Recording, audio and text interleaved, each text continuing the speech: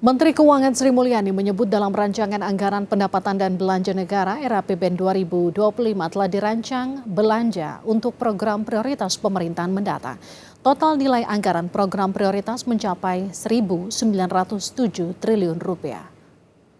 4 program prioritas diantaranya pembangunan infrastruktur, pendidikan, kesehatan, serta perlindungan sosial. Sri Mulyani menyatakan asumsi makro belanja strategis diantaranya pendidikan antara 708 sampai 742 triliun, untuk kesehatan 191 hingga 218 triliun rupiah, sedangkan perlindungan sosial mencapai 495 hingga 513 triliun rupiah. Dan memberdayakan peran BUMN, BL. Fungsi makro dan beberapa belanja strategis, pendidikan tahun depan diperkirakan antara 708 hingga 742 triliun. Kesehatan 191 hingga 218 triliun.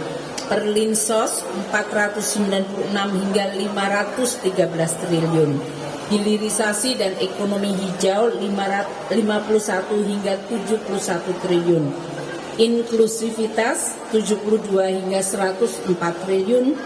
Infrastruktur 404 hingga 434 triliun. Birokrasi regulasi 273 hingga 283 triliun. Asumsi makro untuk 2025 pertumbuhan antara 5,1 hingga 5,5%. Menteri Keuangan Sri Mulyani menyatakan kelanjutan rencana kenaikan pajak pertambahan nilai atau PPN menjadi 12% pada pemerintahan baru. Sri Mulyani akan berkomunikasi untuk menyelaraskan kebijakan di mana transisi pemerintahan Jokowi ke pemerintahan Prabowo.